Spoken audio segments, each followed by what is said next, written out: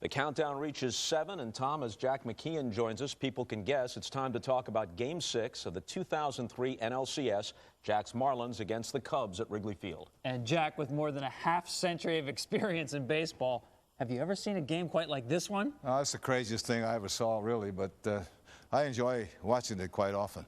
In Chicago, they may not feel exactly the same way. In any case, here it comes, number 7 on the countdown.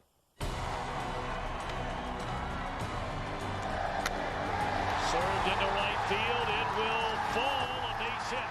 And the Cubs lead 1-0. And that ball gets away. And the Cubs lead 2-0. Now Castillo bunts it in the air. Diving play by Ramirez. He goes. Pitch taken high and away. Throw to second. And he's out at second base. The Cubs 6 outs away from advancing to the World Series. Again in the air, down the left field line. Oh, reaching into the stands.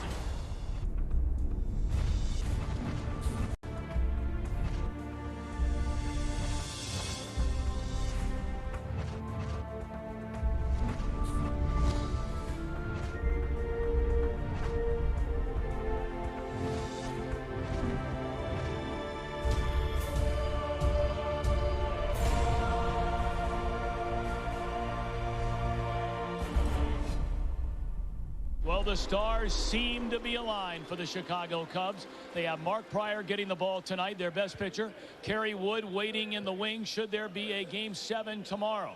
But we are talking about the Chicago Cubs, a franchise that has not been to the World Series since 1945.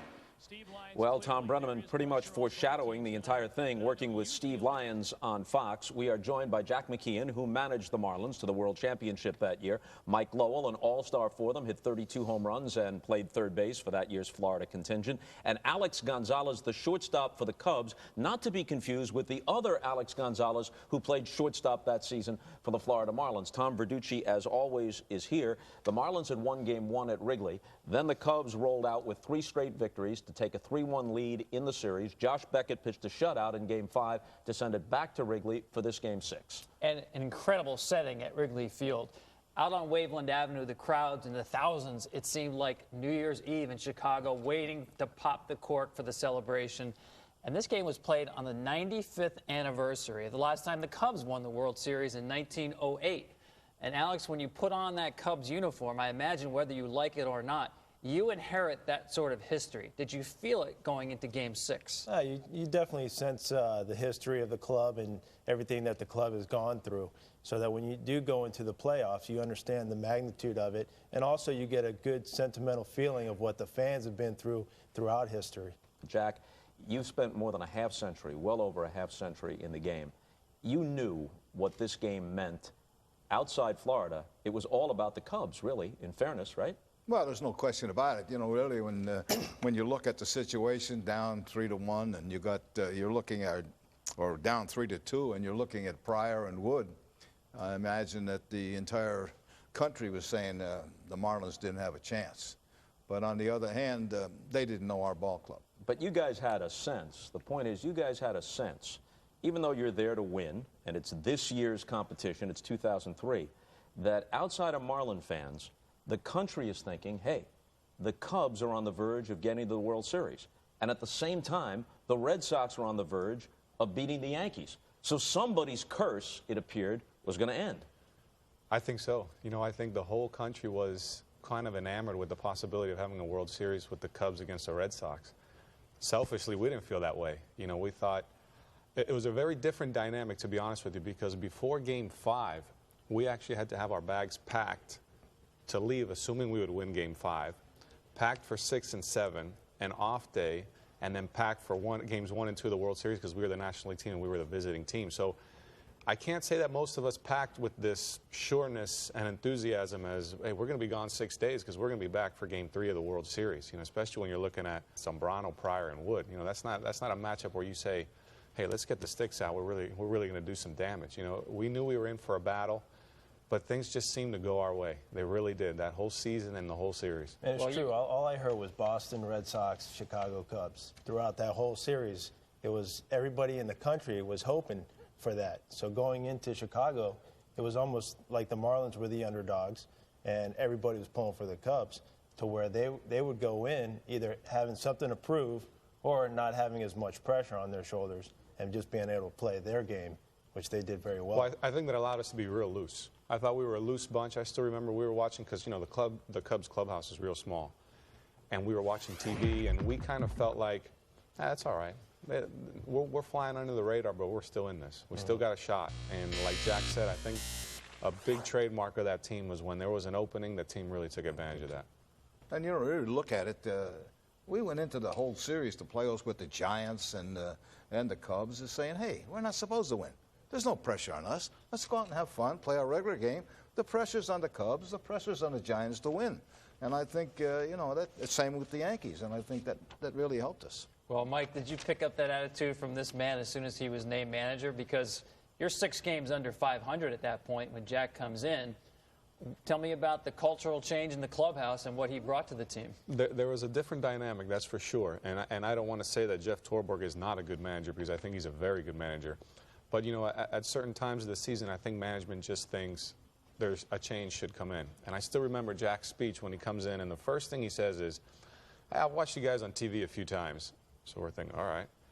And I don't need this job. So I was like, okay, where's he going with this one? And he's like, but I know there's talent here, and I think we can turn this around. You know, I think we got a team that I don't want to see if we can win in 3 or 4 years, because we got to win now. And that sense of urgency, I think, was something we needed, because we were a young group of guys, especially a young pitching staff. But you look at Beckett, Penny, then a Dontrell Willis. You know, they're established guys maybe now, talking 8 years later, but they were very young at the time. And to ask them to shoulder a load, Carl Pavano, guys like that, these were guys that were hard throwers. They could dominate lineups. And we needed someone like Jack to just tell them, I want you to do it now. I want you to see how good you can be now. I don't want you to do it in 2 or 3 years from now. Let's take a look at Jack's lineup for the Marlins on that fateful night at Wrigley Field. Pierre swiped more than 60 bases, led the major leagues in that department. Ivan Rodriguez was, as it turned out, the MVP of this series. A young Miguel Cabrera is in the cleanup spot. Derek Lee, who later would play for the Cubs, is at first base. Mike Lowell, who was an all-star that year, more than 100 RBIs and 32 home runs. Jeff Conine, Alex Gonzalez, not the one seated here at shortstop, and Carl Pavano is on the mound. Here's Dusty Baker's lineup for the Cubs. Dusty was in his first season as the Cubs manager, lost the World Series the year before in 7 games with the Giants against the Angels.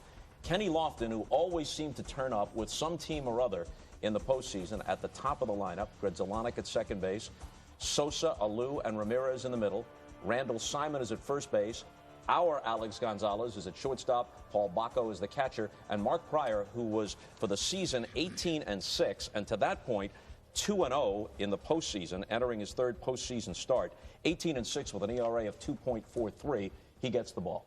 And, Jack, when you look at that Cubs lineup against Pavano, any 1 or 2 guys really stand out for you in terms of the one guy you have to control? No question we wanted to control Sosa and really the leadoff hitter Lofton, if we could stop those guys. But the big problem was going into that game is facing Pryor, who had pretty much dominated us during the regular season.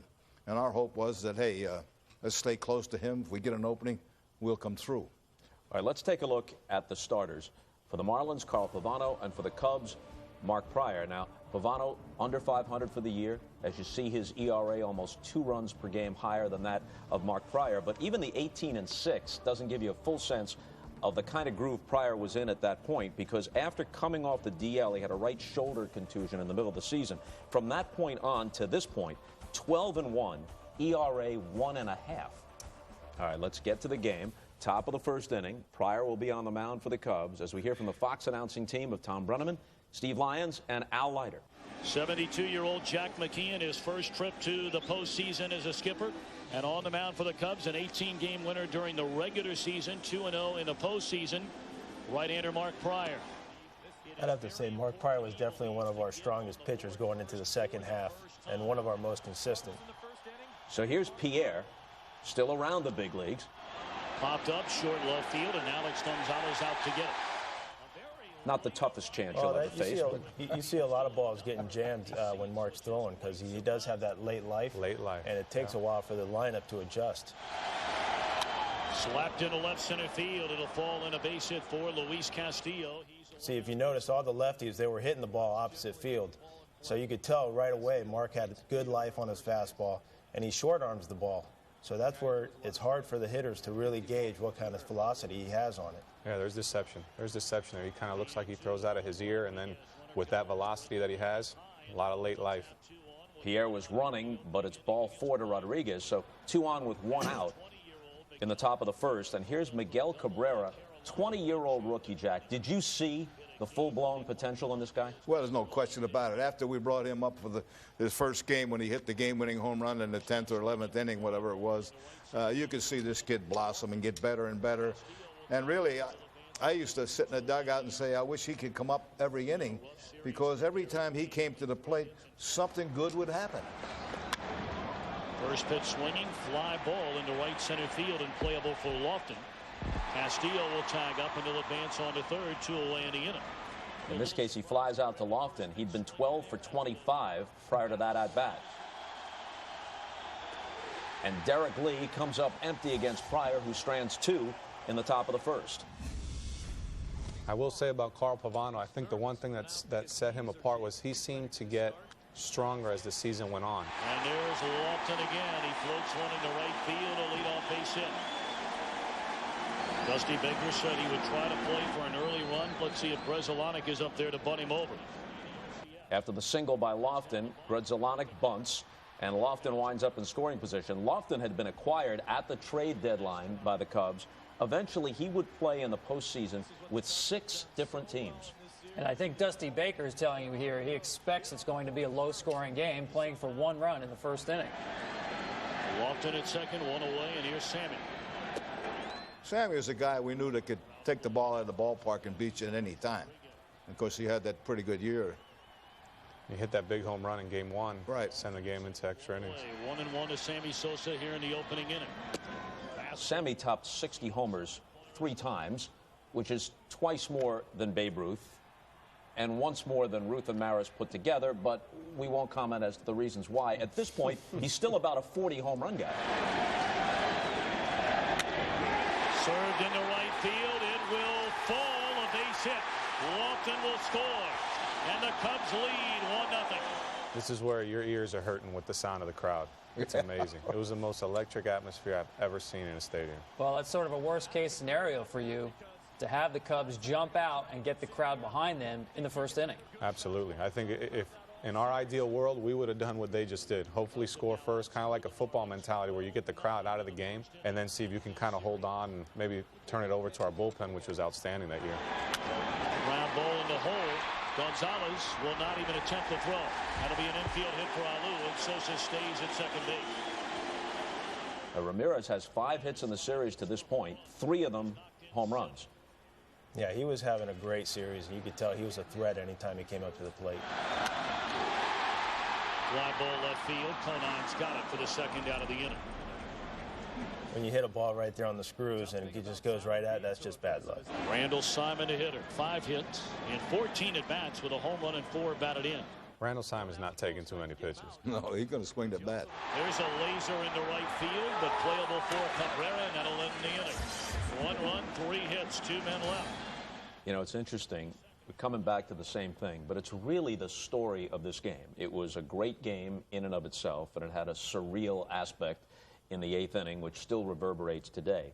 But the whole backdrop of this is that outside of Marlin fans, the whole country, Chicago most intensely, but the whole country is saying the Cubs are on the verge, the Red Sox are on the verge, a World Series at Fenway, a World Series at Wrigley.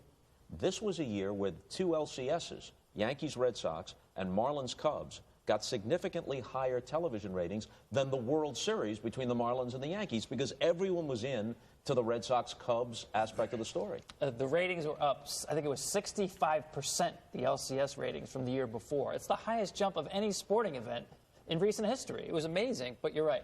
That was the matchup people wanted to see. Whose curse was worse, basically, if you got to a World Series, right. You know, the GOAT or the Bambino. And Mike, you were a participant, or at least a first-hand observer, to many aspects of this. You started your career with the Yankees. You were traded to Florida. Eventually, you wound up with the Red Sox. You were on a championship team with the Red Sox, the MVP of the World Series in 2007. So you got a sense of what all this means. I absolutely did, and I think even further, speaking with Kevin Millar, one of my ex-teammates with the Marlins, he was traded over to the Red Sox the year before.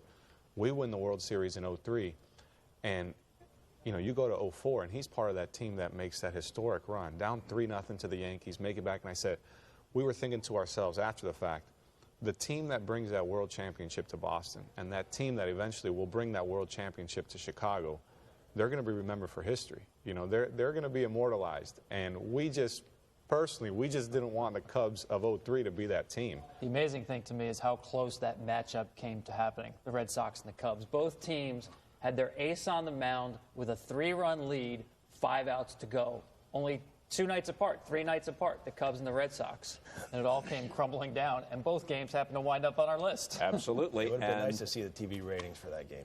Wow. Yeah, for Red Sox Cubs? Yes. In the World Series? I would have liked to see it. Bud Selig's problems would have been over, at least for a week or two. That's true. When we come back, Mark Pryor's got to work out of a jam. This is MLB's countdown of the 20 greatest games of the last 50 years. Now 1-0 Cubs. Juan Pierre at the plate for the Marlins facing Mark Pryor. Back to Tom Brenneman. Pryor's allowed 2 hits, walked a batter, struck out 1 through the first 2 innings. Bouncing ball off the glove of Pryor and Gonzalez. And he throws it by Randall Simon. Score that an error on Gonzalez, and here's Pierre, who led the majors with 65 steals on base. Those 2 hitters for the Marlins were the ones that we really focused on trying to keep off the bases. It always seemed that they were making something happen, and with their speed, it made it difficult for the defense.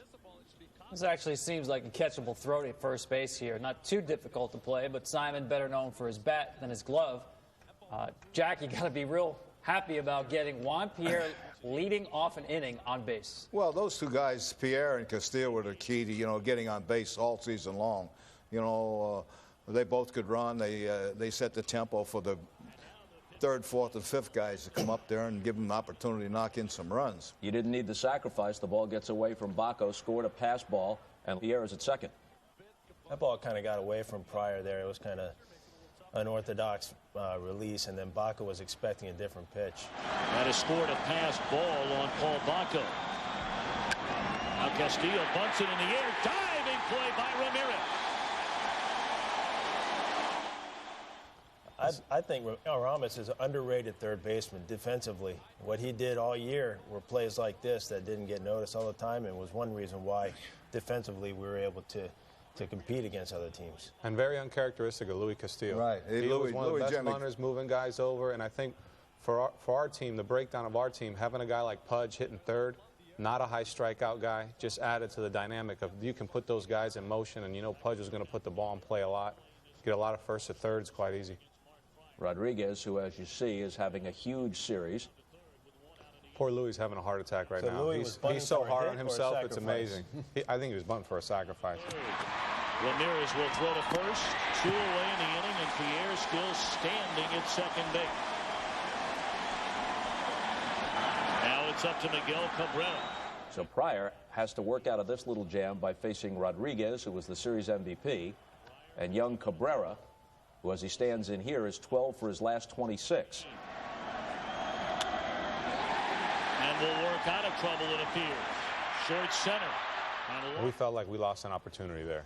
When you get your leadoff guy on second with Louis, Pudge, and Miguel Cabrera coming up, you want to at least get one. You want to tie the game. That same mentality of getting that crowd out of the game, and we couldn't do it. I think we actually helped get the crowd a little bit more energized. And Alex, I thought that was a good indication of Mark Pryor's stuff and his composure. Some mistakes being made behind him, and he gets Pudge Rodriguez and Miguel Cabrera on hard stuff inside. Well, he's one of the most composed pitchers on the mound. Not too many things affect him, but you could tell that he still had really good life on that, and his arm was feeling good, even though you knew he was tired. Toward the end of the season, you know he's getting tired, but still he was able to beat Miguel Cabrera on that fastball. Well, that's a good point about the fatigue factor here with Pryor. We talked about his statistics and how well he's pitching, how well his stuff looks in this game. But he was pushed as a young guy going through really his first full season. His last 8 starts, he averaged 126 pitches. And in Game 2, he went out for, I think, the 8th inning with a 10-run lead. So I think the odometer is starting to roll up a little bit on Mark Pryor. But the postseason adrenaline can carry you. Absolutely. And I'm sure if you ask Mark Pryor that there's no other place or no other time that he'd want to stretch himself, and that he felt good in that situation, in that game. He was feeling like he could probably go the whole game, no question. At this point, he's still throwing a shutout. It's the bottom of the fourth. The Cubs didn't score in the bottom of the third. The Marlins didn't, top of the fourth. We rejoin bottom of the fourth, Cubs at the plate. Ramos Ramirez coming up here in the bottom half of the fourth inning. The Cubs lead the Marlins 1-0.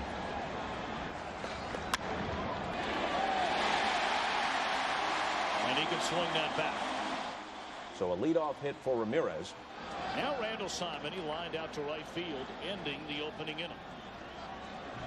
Pavano was walking on eggshells in the first, settling down at this point, and he gets the double play ball. The other Alex Gonzalez steps on the bag and pegs to Derek Lee to complete the double play. And what a middle infield we had. Between Alex Gonzalez and Luis Castillo, they could turn a double play as good as anyone. And I think that gives pitchers the confidence to say, hey, runner on first, we're one pitch away from probably getting 2 outs. Well, when you look at it, Mike, you're just being kind. We had 4 vacuum cleaners on that infield. Lowell the third, Gonzalez, Castillo, and Derek Lee. They were like vacuum cleaners. I never had an infield in my career like those guys. 3-2 pitch. And it's ball 4. A 2-out walk to Gonzalez. Now Paul Bacco. Ground ball right at Castillo. And that'll do it in the Cub fourth inning. We treated Alex almost like a cleanup hitter. I remember going through that lineup because he hit some big home runs earlier in the series, and Paul Bacco is known for being a defensive catcher, and Mark Pryor, obviously, in the National League had to hit. So we didn't want to give Alex anything where he could drive the ball. We rather, as you saw there when you walked, it was an off-speed pitch. Not that you don't see off-speed pitches, but it shows you the mentality is we're not just grooving a 3-2 pitch right down the middle so to see if he can hit it.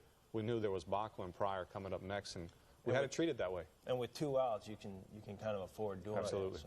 So Bacco grounds out to end the inning, meaning the Pryor has to lead off in the fifth, so that's the way you want it to play out. Sure. All right, coming up, 6 batters, 5 strikeouts. That's next.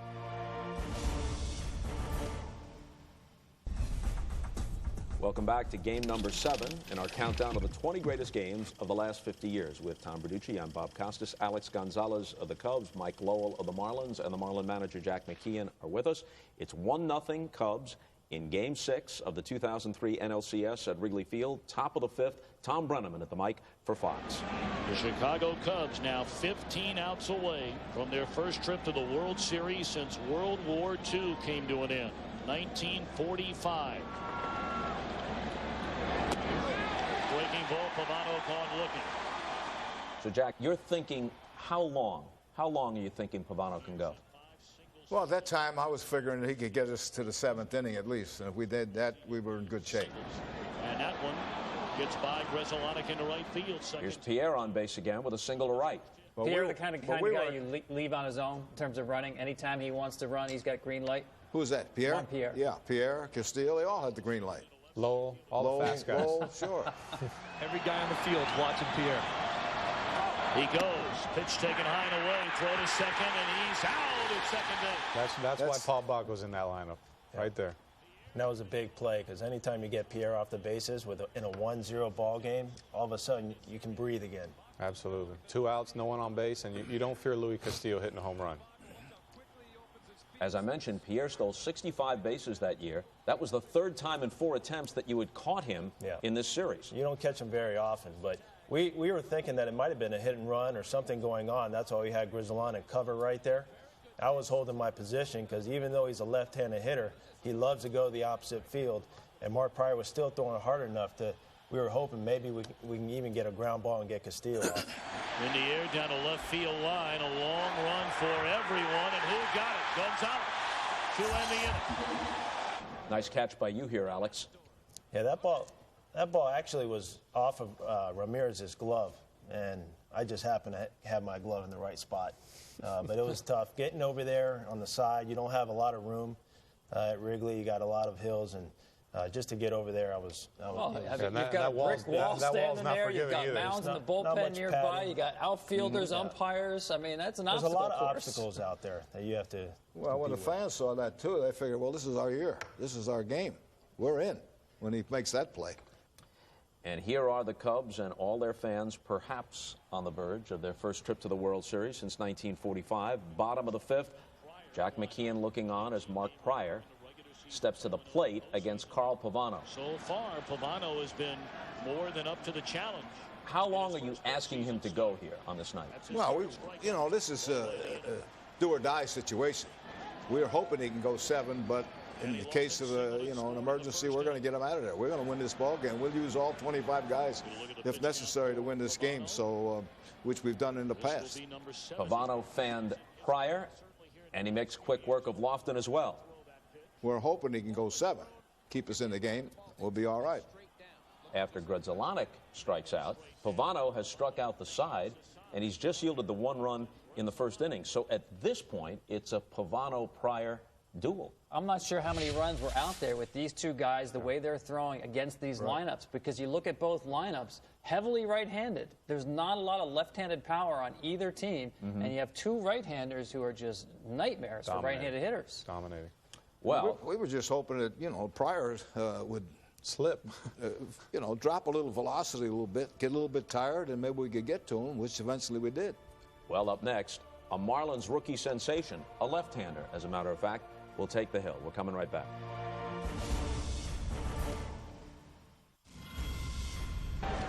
One run, 5 hits for the Cubs, no runs, 3 hits for the Florida Marlins against Mark Pryor. And the heart of the order coming up for Jack McKeon's team. Not this time. Breaking ball off the plate.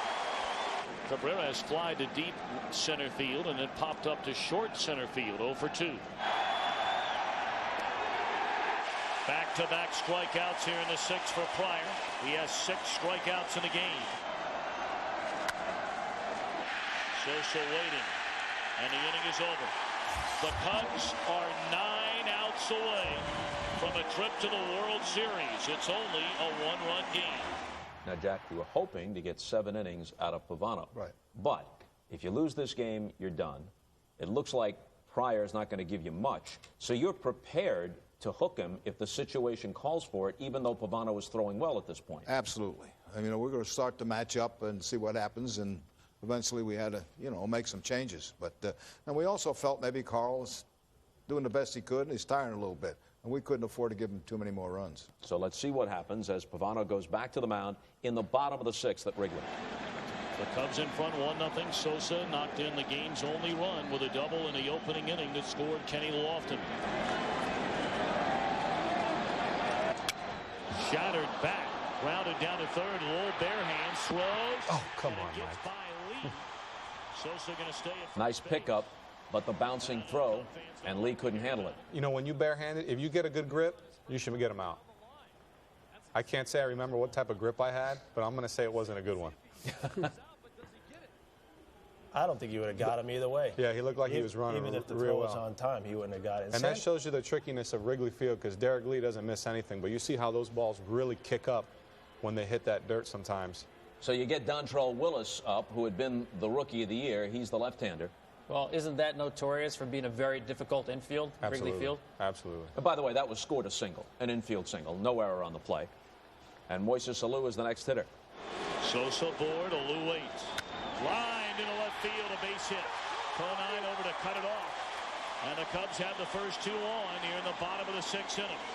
I think Carl's starting to lose a little bit, so we're going to probably go to the bullpen. Although not right away. No, we'll probably give another hitter. Under normal circumstances, you say no way is Aramis Ramirez up there to butt. The Cubs already have a 1-0 lead. Good double play here. That was huge. And that's a ball Ramos could have actually handled a little bit better, but he hit it hard, and it was just unfortunately right at the shortstop. So with Ramirez, the right-handed hitter, coming up, you stuck with Pavano. Now the scheduled hitter is Randall Simon, left-handed batter, and you're going to go to Willis. Jack, you weren't afraid to use your starters out of the bullpen. Any trepidation about bringing Dontrell in with somebody on base? No, not really. He had a pretty good year for us that year, and we didn't go with Will starting too much in the Giants series, so we put him in the bullpen for this series, and decided. And there's a wild pitch. We decided to go ahead and use him as the key left-hander out of a bullpen, because basically we didn't have a real strong left-hander out of the pen. So Eric Karros had come up to hit for Simon, but didn't have to hit as the ball squirts away. And on the wild pitch, Sammy scores, and it's 2-0. Now that's really got to hurt with 2 outs on a ball that looked like it could have been blocked. Right. That gets by Pudge Rodriguez. Yeah, too many balls like that don't get by Pudge. And Willis doesn't throw too many wild pitches either. Swing and a miss, and that'll end the inning. The way Pryor is throwing, the atmosphere at Wrigley Field, down 3-2, down 2-0. What's the feeling? I think the feeling is we got to get guys on base early. We can't let it get to 2 outs because he's just too tough to do something without any margin of error. You have to be able to play around with an out or two because his stuff was just too good, you know, and as you see late in the game, his stuff is still good. And I think that last run, to put it 2-0, is a deflating run for us emotionally because if they get a base hit, a double, you can feel like they kind of earned it, but we felt like we kind of gave that one away. And 1-0, a lot of things can happen. 2 runs, you know, you need a little bit more. Well, coming up, as so often seems to happen in memorable games, an unlikely hero will emerge. In this case, a guy who hit .213 during the regular season will have a very big impact. This is game number 7 on the countdown. The Marlins don't score in the top of the 7th. 7th inning stretch at Wrigley Field. Cubs up 2-0. 1 victory from going to the World Series. And as always happens at Wrigley, somebody sings "Take Me Out to the Ball Game" in the middle of the 7th inning. It used to be Harry Carey. Since he passed away, it's a different person each day or each night. And in this case, it was the late, great Bernie Mac. And Bernie meant no harm, but instead of singing "Root, Root, Root" for the Cubs or Cubbies, he sang "Root, Root, Root" for the champions. Uh-oh. And when things go wrong, people look for omens after the fact. That was one of them. Well, you're talking about a fan base that believes in a goat. Right. And the effect that a goat had on the franchise. Poor Bernie. I didn't know that till afterwards. I didn't know that till now. Same here. There you go. Well, bottom of the 7th, Dontrell Willis is still working for the Marlins. Paul Bacco leads it off for the Cubs. Tom Brenneman calling the game on Fox. Bottom of the 7th inning at Wrigley Field, and the Cubs with a 2-0 lead. Willis came on with a runner at third and 2 men out in the 6th inning. 3-2 to Bacco. Line into center field, a base hit. So a left-handed hitter delivers a ringing single off Willis. Well, he's not taking Bacco out of the lineup. The way he's catching Mark Pryor, he could have easily pinch hit for a righty, but Bacco was staying in there for the long run. It's a big hit. Obviously, you had a situation here where left on left in the 8-hole with the pitcher behind him should be an easy inning, but as we see here, it's not. No. It allows Pryor to sacrifice, On and an 0-2 Bacco moves pitch, to second. On an 0-2 pitch. That was a great job by him. He's got the bunt down with 2 strikes, and here's Lofton.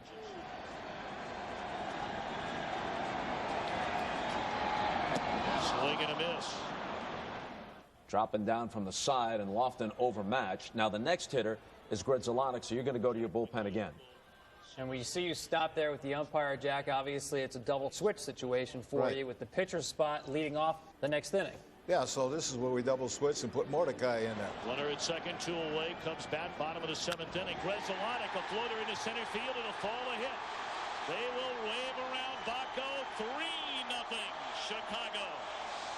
But Gonzalez gets the base hit off the new pitcher, Chad Fox, and now it's 3-0. And Alex, you guys have really manufactured runs in this game. 2 of the runs set up by bunts, another run scoring on a wild pitch. That's 1 run at a time. That's the way the game was going, and you know, good pitching will make you do that. So now Sosa, where 1 swing could just about put it away, he gets his 3rd hit of the night, an opposite field single. 1st and 3rd with 2 out, and a 3-0 lead. And this is not the Sammy Sosa you would have seen early in his career. You see him several times in this game take those pitches and go the other way. I think Sammy realized the importance of the situation, too. You know, that you're not looking for the long ball every single time, putting on the show, and he didn't. That's a great piece of hitting. 2 strikes, base hit to right field. So at this point, Fox and Rodriguez and everybody in the ballpark are aware if this game isn't out of reach already, if Alou gets hold of one, it will be out of reach, or at least apparently so. Absolutely.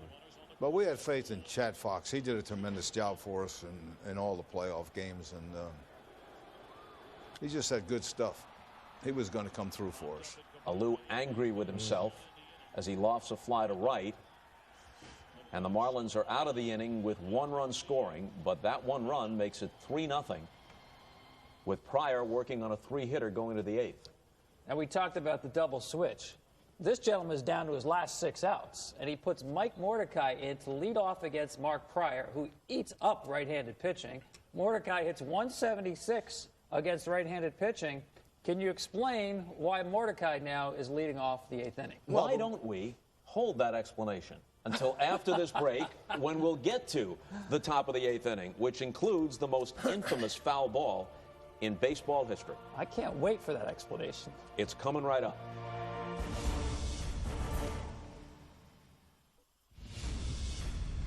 Well, we go to inning number 8 at Wrigley Field. The Marlins are down to their final 6 outs. Cubs lead at 3-0. And Mark Pryor and the Cubs 6 outs away from a trip to the World Series. Mike Mordecai has gone 0 for 3 in the League Championship Series and in postseason play. And a hard line drive left field, but right at Alou, he's got it. 1 down, Juan Pierre the batter. And the atmosphere here is electric, and it will be for a while. So as the Marlins radio team of John Sciambi and Dave Van Horn said, the Cubs are now, with that catch made in left field by Alou, only 5 outs away as we pick it up here in the top of the 8th inning. And when we left prior to that break, Tom was asking why you made the double switch, which would have left Mordecai to lead off in what had been the pitcher's spot against Pryor, since Mordecai was a weak hitter to begin with, and especially weak against right-handed pitching. Well, there's a couple reasons. First of all, we wanted Chad Fox to pitch more than 1-2 hitters. We wanted him to stay in the game. And so replacing Mordecai, replacing Gonzalez with Mordecai, he was the extra infielder that I had left. I was saving Hollingsworth back in case I needed him later on in the game.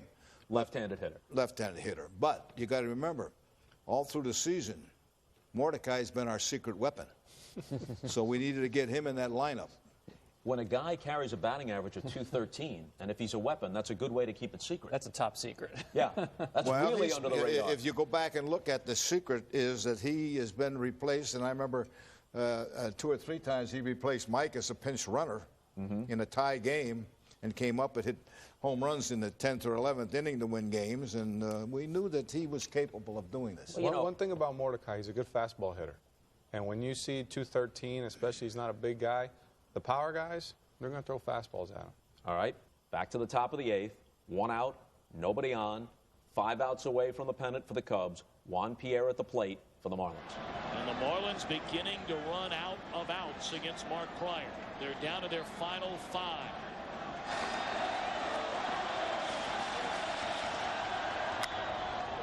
That's a fair ball down the left field line off the bat of Pierre.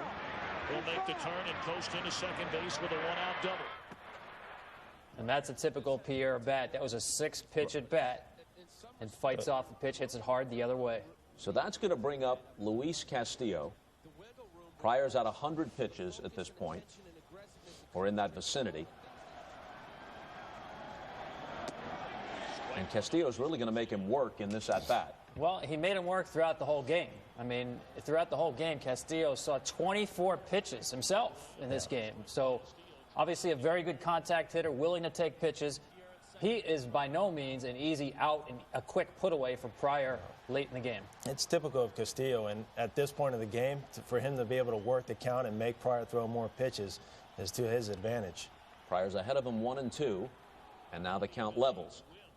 He was always a guy who's willing to take 2 strikes. He could hit with 2 strikes, no fear. 110 on the night for Pryor. This is pitch 110, says Tom Brenneman, and it runs the count full. And at this point, if Castillo walks, the tying run comes to the plate, but Dusty has no one up in the bullpen. Foul out of play. Castillo making him work. Another 3-2 pitch and another foul ball.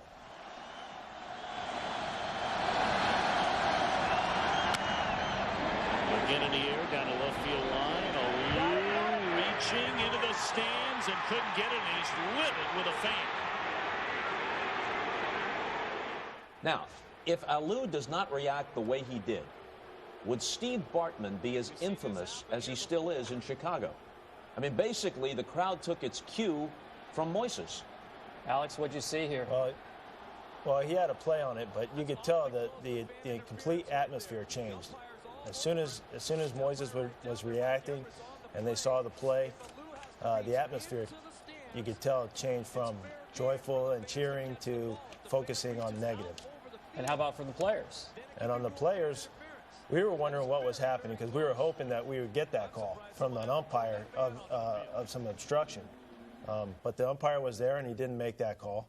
We felt that Moises could have made the play, but since he didn't make the call, we got to keep going. But I did see Mark Pryor going out to the edge of the infield and wondering what was going on at that point. First of all, you're going to see a number of outstretched arms and hands, not just Bartman, who eventually you'll be able to identify by his Cubs hat and the earphones that he's wearing. But you see several fans are going for it. It's almost a natural reaction. And in the judgment of the umpires, it wasn't so clear-cut that Lou would have caught the ball for them to call interference. Now, if the fan reaches over beyond the railing and he's clearly in the field of play, then it's an easier call. That was right on the borderline. Here's the part of the rule that applies. It's Rule 3.16. No interference shall be allowed when a fielder reaches over a fence, railing, rope, or into the stands to catch a ball. He does so at his own risk. However, should a spectator reach out on the playing field side of the fence, railing or rope, and plainly prevent the fielder from catching the ball, then the batsman should be called out for spectators' interference. Bartman and whomever else did not plainly interfere. Well, and I think the key here is Mike Everett, the umpire, is right there in position to make the call. Is it a judgment call? Absolutely. In his judgment, the ball was not in the field of play, but in the airspace over the stands. Is that the way you saw it? That's the way I saw it, plus the fact I read in one of the Chicago papers where a Chicago fireman was seated right alongside of Bartman, and he said that the kid did not reach over the railing. It was in the stands, and he said it was just a normal situation where I should have went out and tried to catch it.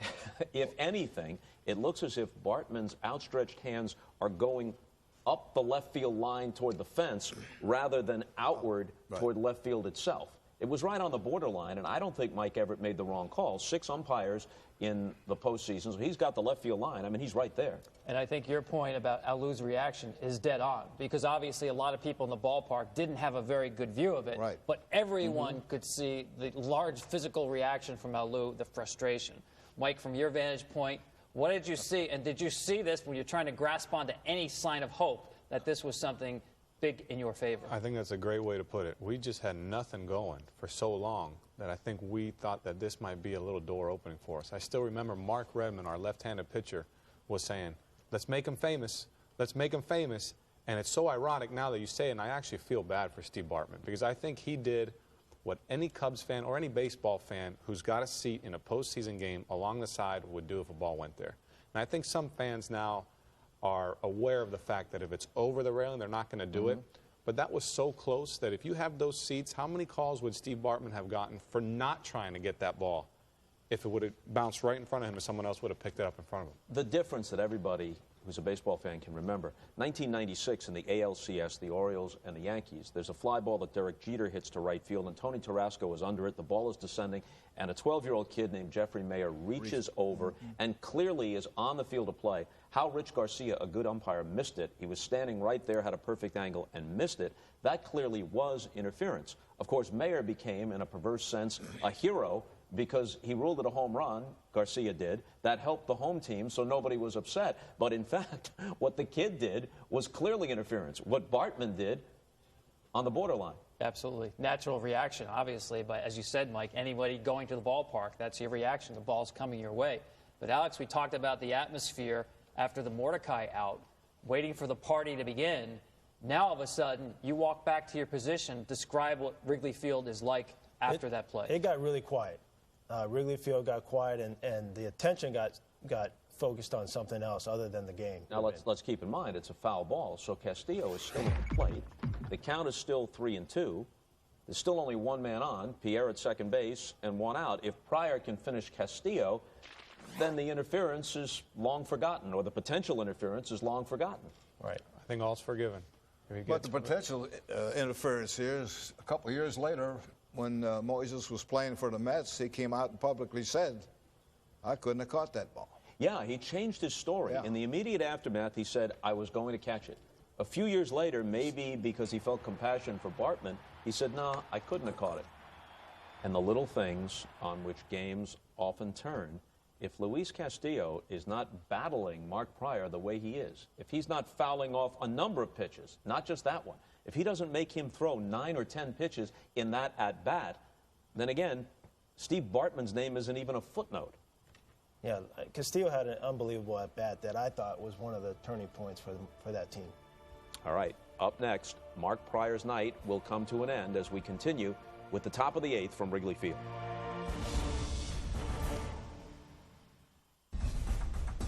So now with Wrigley Field still buzzing about the catch that Moises Alou wasn't able to make down the left field line, Luis Castillo, meanwhile, is still at the plate. The count is full, and Mark Prior goes back to work. And it's ball 4 to Castillo. The pitch gets away from Baco, and advancing on to third is Pierre. So now the tying run will come to the plate for the Florida Marlins here in the top of the 8th inning. Alou is still stewing in left field. Rodriguez has already hit 2 homers in the series. You remember this conference here, Alex? Well, Larry was obviously concerned about how Mark was feeling, so he wanted to go out there and know firsthand how he was feeling. We know how some of the Cub fans are already feeling about that guy, Steve Bartman. Dusty's going to stick with Prior after Larry Rothschild, the pitching coach, went to the mound.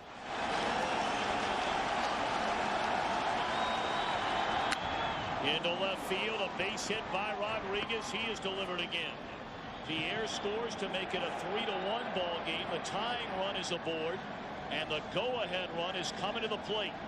And I think, Mike, you start to see some cracks now in Prior. That's an 0-2 slider that just doesn't have the same bite that it had in the middle innings. I think in the 3rd inning, that ball's buried in the dirt, or you have that good sharpness low and away, and hopefully you get Pudge to chase it. We're feeling good now. We feel like a double ties this game, which is huge. You know, you're literally 1 hit away. And here's Cabrera. And the pitch. Ground ball towards short. Gonzalez has it, bobbles it, and everybody is safe. The normally sure-handed Alex Gonzalez bobbling that ground ball, and the bases are loaded with 1 away. All right, Alex, what did you see? Well, that ball, I was obviously going to second base with that ball, but you can see the top spin is what made me miss that ball. I was backing up, and Cabrera hit a top spin ground ball. And when I was going to my backhand, the top spin, it just kind of ate me up. But I was hoping to catch that ball and get a force out at second. Pat Hughes, the Cubs radio announcer, described you accurately as the normally sure-handed Alex Gonzalez. You had made only 10 errors in 150 games during the season. Were you in any way screened by the runner going between second and third? Did that have any effect? No, I wasn't screened. The difference was I was playing in for a double play. And normally with Cabrera, I was able to play a little bit deeper on him, but I had to get a little bit closer to second and make sure that we got a double play. And so I had to back up on that ball, and it just made the play a little bit harder.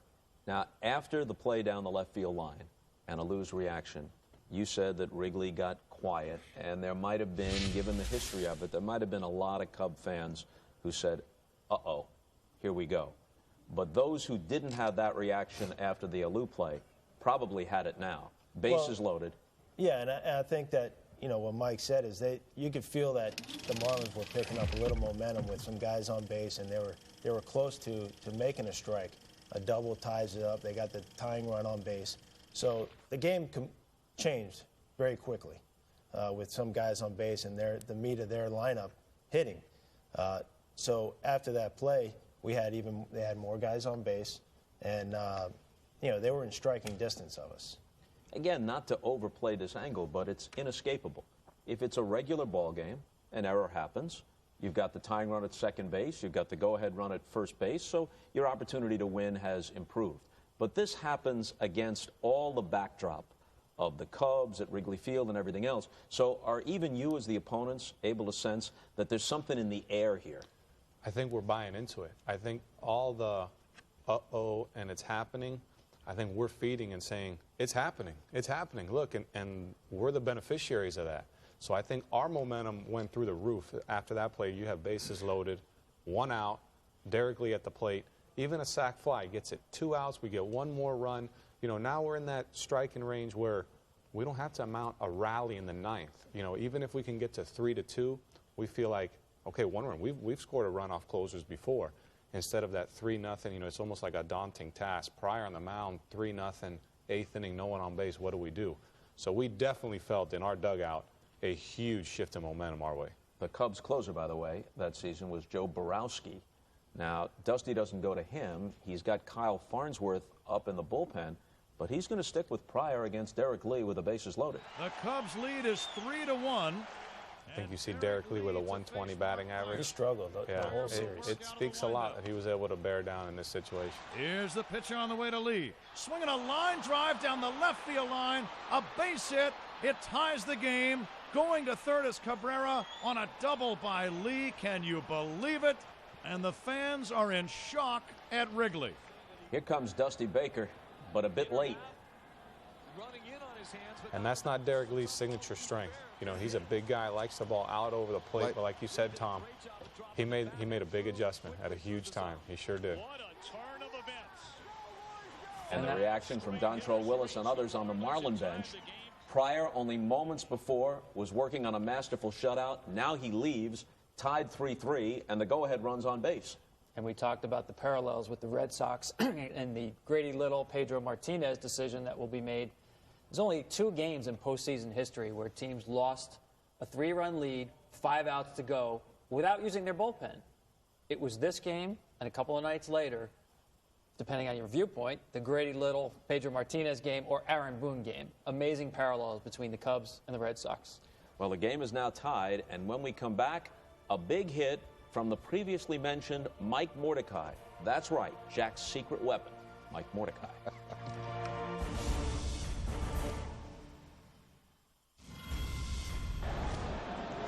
Kyle Farnsworth has come into the game for Dusty Baker after the Florida Marlins scored 3 times to tie this game. 2 bizarre plays have occurred in this inning, which have helped the Marlins tie this game up at 3. There's ball 4 to Mike Lowell. So Farnsworth's first move upon entering the game is to issue an intentional walk to you, which reloads the bases, and that'll bring up Jeff Conine. At this point, Alex, the game is still tied. What are you feeling out there at shortstop, having made the error? We're feeling a little more pressure than before. But you personally, you individually. Well, I was hoping that Farnsworth would get us out of this inning. Obviously, it was I contributed to having that inning like that. So I was hoping that Farnsworth, as a defensive player, you're hoping that somebody can pick you up here. You know, going in, talking to Farnsworth, you're saying, let's go. You know, we need you to get this guy. Jeff Conine, kind of Mr. Marlin, 2 separate tours with them. He is at the plate right now with the score tied at 3 and the bases loaded in the 8th. In the air, right field.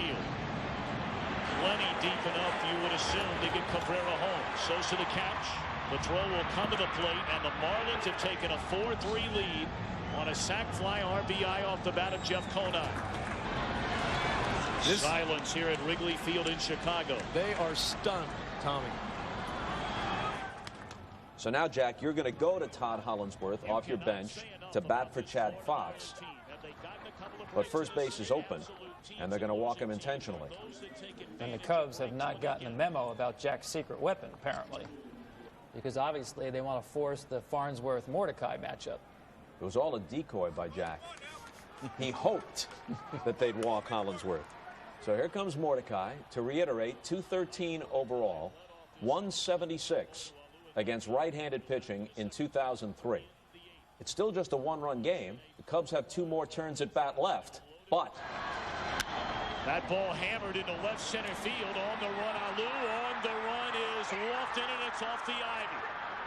3 runs are going to score on a double by Mordecai. A 7-run Florida 8th inning. In the National League, when you're double switched, that second at bat feels a lot more comfortable than the first one because you're cold coming off the bench. And the new stadiums, everyone has a cage by the dugout. In Wrigley, I remember in Game 1, I wasn't playing in it. You're running up and down the steps just to try to get loose. So, tremendous job by Mike Mordecai. him being a good fastball hitter, you knew Farnsworth was going to throw his fastball because that's his best pitch. So it's got to be best pitch against his best strength. And later on, Dusty Baker would talk about how quickly this game got away. In fact, it's 12 minutes on the clock. And if you discount the intentional walk, it's only 12 pitches where it fell apart. And Juan Pierre, the batter. Lined into right field, a base hit. They're going to wave around Mordecai. He will score. It is an 8-run Florida 8th inning. Were you aware of how fast this is happening, Mike? You know, it's incredible how fast it happened. I looking back at it, I actually went online to see the play-by-play, inning by inning, and I couldn't believe that 3-3 turned into 8-3 as fast as it did, because it just seems like a walk, a sac fly seems harmless, and then boom, 3 runs. You know, the way this game was going, 3 runs in one swing of the bat was huge. Castillo, switch hitter, batting right-handed now against Remlinger, pops up 8 runs. Just like a ton of bricks, and almost, as we said, from out of nowhere. It happened quickly, and even on the field, it was even faster. You know, in Boston, when the Red Sox won in 04 and then again in 07, it took a lot of the sting away from all the near misses that had preceded. Bill Buckner and others have said that the circumstances just became better for them, even though they weren't part of those teams. Do you feel like if and when the Cubs get to the World Series and win it, that you will feel better, even though you're not directly a part of it? Well, I'm always pulling for the Cubs. I feel like I'm a part of the team, have been in the past. So when I see them getting close to the playoffs, I would love to see that team win, whatever team it is. And I remember after we lost this game, I remember Billy Williams coming into the dugout before the next game saying, listen, you guys have a chance to become part of history. Tonight's the night. You guys can do it. Unfortunately, it didn't happen. But Billy Williams and everybody else preceding that team is always pulling for the Cubs. I am too. One last chance for the Cubs in this game when we come back.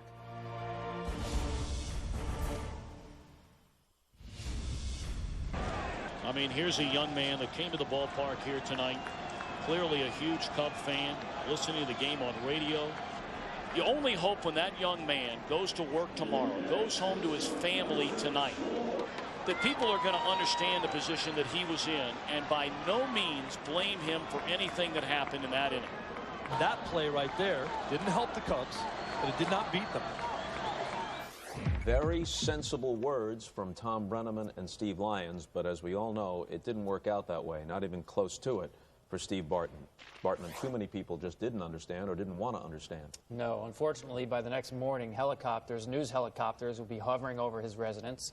There was a Chicago alderman who said he ought to move out of the city. The governor of Florida offered him asylum. Things were getting so crazy. And I thought it was really poignant the next day. Bartman actually issued a statement in which he apologized from the bottom of a Cub fan's heart. And he was and is an ultimate Cubs fan. More on Bartman and the aftermath in a moment, but right now to the bottom of the ninth, Ugether Bina in his second inning of relief facing Paul Bacco trying to finish it off for the Marlins. After the 8-run explosion in the top of the 8th, the Cubs went very quietly. Just 16 pitches to the final 6 hitters as the Cubs went out in order in both the bottom of the 8th and the bottom of the 9th. All the fight seemingly taken out of them, at least for that night. Ramon Martinez is the hitter. Juan Encarnacion is in right field. He makes that play for the second out. And now Kenny Lofton. Popped up into foul ground. Mike Lowell with room, and we are going to a 7th game in this National League Championship Series. So when you make that catch, Mike, you've won Game 6. Obviously, you still have to win on the road in Game 7. But this series, while it's even mathematically 3-3, seems to have shifted your way. Absolutely. We felt on that bus ride home, actually the bus ride to the hotel, there was no way we could lose Game 7. Just the way we won, we felt like we were so dead in the dirt for 8 innings. And then to be able to win this game, we felt like there has to be fate now on our side. The next night, the Marlins went up 3-0, but with the help of a Kerry Wood home run, as you said, Moises Alou also hit one. The Cubs eventually led 5-3, but couldn't hold on to that lead either, and the Marlins win 9-6. And Kerry Wood used the word a lot of athletes will not use. He said, I choked. He gave up 7 runs, the most ever earned runs in a Game 7. I thought that was a very forthright admission. Obviously, it spoke to the pressure that was on his shoulders with the series getting to a Game 7 in Wrigley Field. Well, in the aftermath of Game 6, Moises Alou had these thoughts about Steve Bartman. It's like I said before, you know. I mean, nobody is going to think about it at the time, you know. Everybody that goes to a ballpark, they want a baseball. And the guy saw a clean shot to having a baseball, and he went for it. Hopefully he don't have to regret it for the rest of his life if he's a Cub fan. Well, it's been a nightmare for Steve Bartman. Let's take a look at what happened. They had to usher him out of Wrigley Field. Take a look at this, guys. And you can sense, even if you can't hear all the specifics being said, the angry tone of the crowd.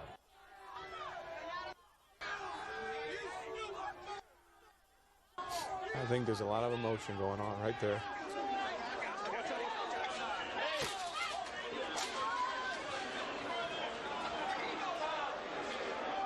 And in a moment, you'll see him. There he is with the headset and the green turtleneck and the Cub hat. He covers his face.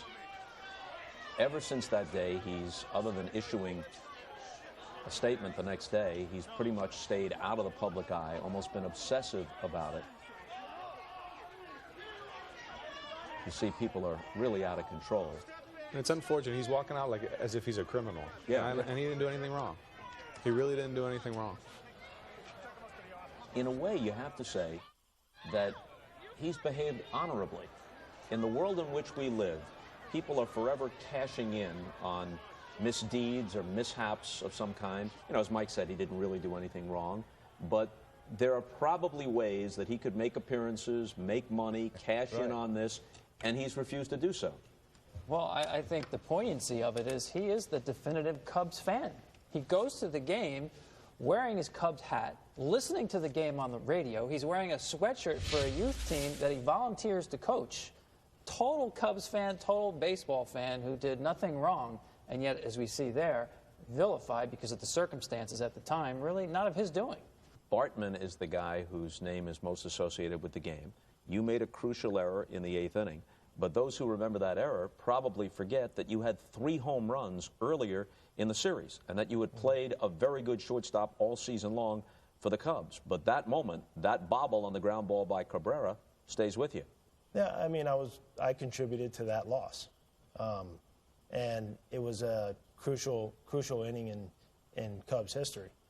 So, yes, I would always be affected by that, whether it happened in that game or any other game, because I have always prided myself on defense. And it's something that when you go into the playoffs, you try to make a stamp for how you play. And you try to be remembered for what you brought to the game. So that was something that will always affect me, no matter how. And losing the series will always affect me, because nobody wanted it more than me or any other player out there to bring the Cubs to the World Series. And for you, Jack, you were a guy who managed Harmon Killebrew and Miguel Cabrera, which is kind of, I think, defines the arc of your managerial career, almost 2,000 games. When you win Game 7, you realize you're finally going to the World Series. At 72, the oldest manager ever to get there. Never mind winning it, but just getting there. Do you remember your emotions after Game 7, maybe even on the lines introduced at Yankee Stadium for Game 1?